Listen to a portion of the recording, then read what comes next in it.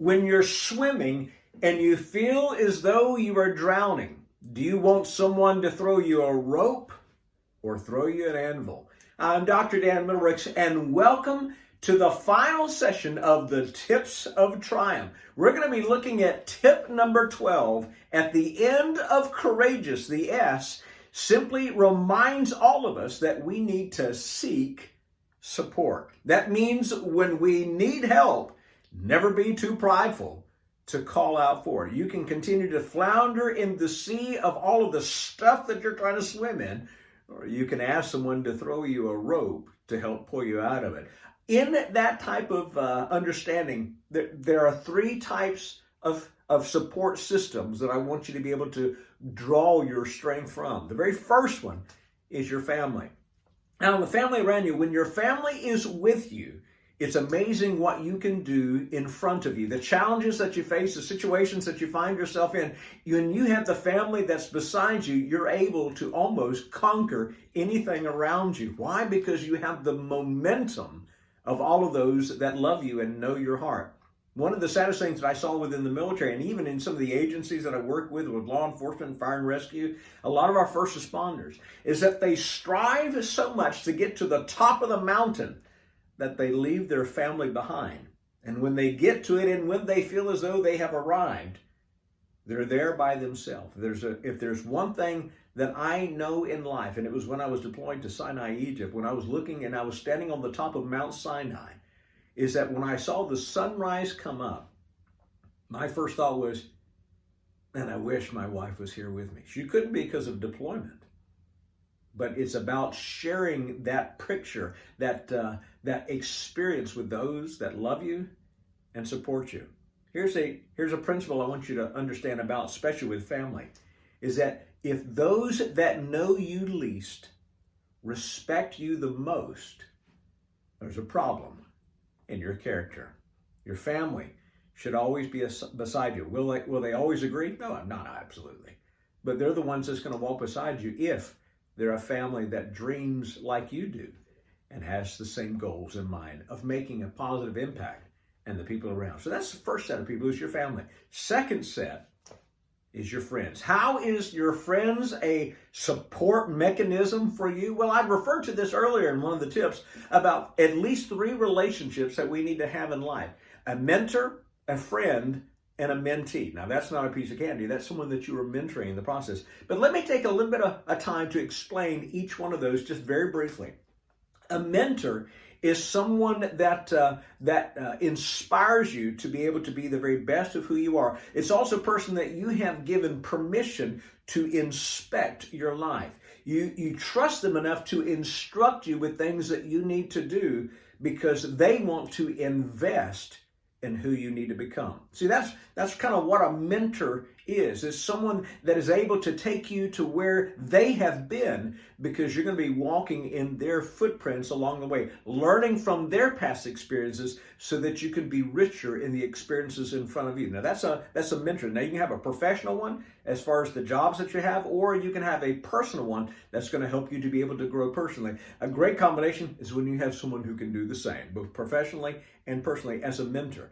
So what does a friend do? Well, as a mentor pours in, a friend, a true friend, is the one that stirs it up. I do a program called The House of the Heart, where we understand the power impact of our relationships. And as I've encouraged you before, if you're interested in that, reach out to me at daniel@r3cc.org, and I can go through that program with you because it helps us to begin to put specific boundaries in place of people that come into our life. Because you see, a true friend is someone that you can call at 2 o'clock in the morning and saying, hey, I need your help. And instead of them saying, what did you do? They're saying, where are you? I'm coming to get you. You see, when the world walks out, these are the people that walk in. They know you for who you are, and they love you anyway. That is a true friend. When I begin to work with a lot of our youth and young men and women, I usually tell them this: show me your friends, and I'll show you your future. But what about that third relationship? Well, you got the mentor, that's someone that's pouring in. You got the friend who's now stirring it up. So what about that mentee, that person that you are mentoring? Well, this helps you to pour it out. You're pouring into them to help them be able to grow. And this is an accountability part for us, because the footprints that we leave, someone is going to be walking on them because they're watching what we do, because they want to be who we are. When we pour out, I believe it keeps us fresh, because then it allows others to be able to pour in. And if you have a glass that's constantly poured in and poured out, poured in and poured out, it never becomes stagnant and stale. Neither will a life that does the same thing. So that is a support mechanism as far as the friends, the mentor, friends, and mentees. But guys, the very last, and I believe the most important, crucial element of a support system is our faith. Faith is that which holds on to us when it seems like everything else is letting go of us. In James chapter 4, verse 8, it tells us that when the stuff of this life begins to overwhelm us and draw near to us, we need to draw near to God. When we get closer to Him, it's amazing what we are able to do because of the strength that He's now pouring into us, because of what He has for us. Jeremiah 29:11 is one of my favorite scriptures, and probably yours as well.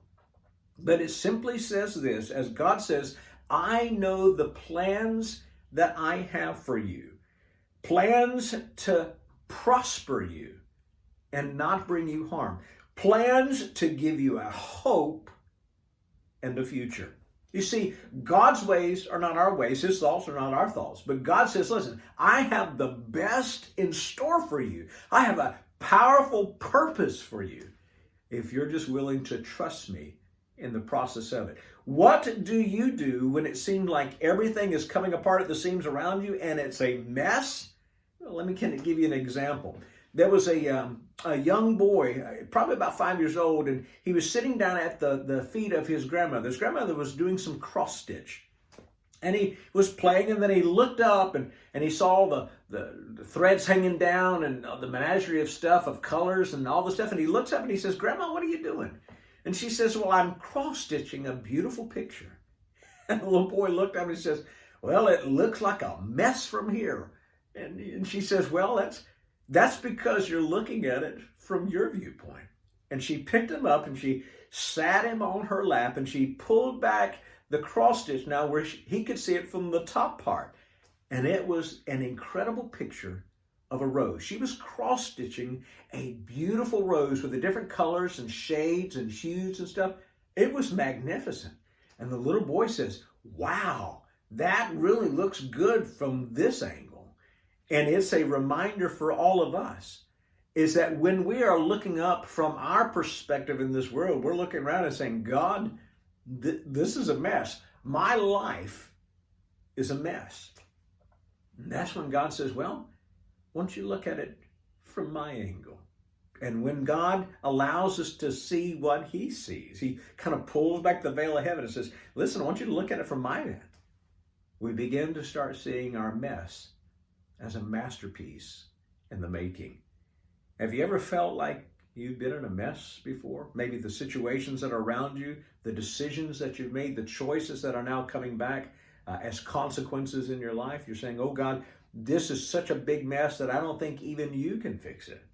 My friends, when you feel like your world is coming to pieces, trust God with all the pieces. And He will put it back, not in the way that we think, but in a way that will be best, blessed, and beautiful in His sight. Matthew 6:33, when we talk about our support system of family, friends, and faith, here's what God says. Seek ye first the kingdom of God and His righteousness, and all these things will be added unto you. What is the promise from that?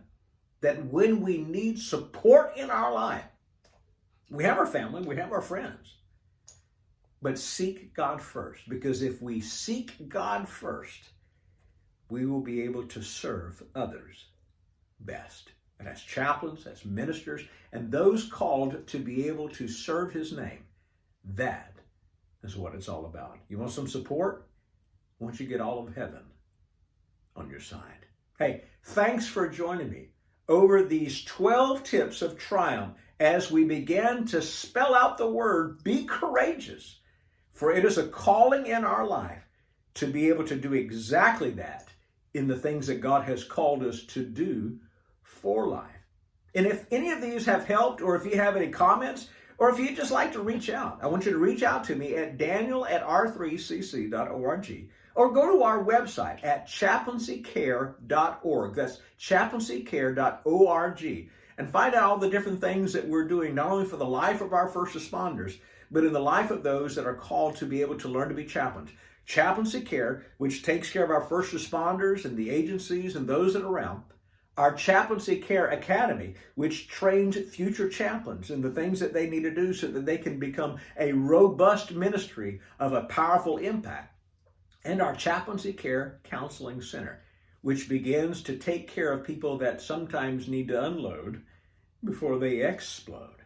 Because all of us have one desire. It's to protect the heart of the hero. The warrior that's in the battle needs to be making sure that he's taking care of himself. Because when that heart is taken care of, he or she is then able to take care of the hearts of those entrusted to him, the country or the community. Chaplaincy Care has a commitment to take care of their hearts. God bless you as you go into the rest of your ministry. And if there's anything I can ever do for you, reach out to me, because I would love to be able to invest some time into you. God bless you and all that you do.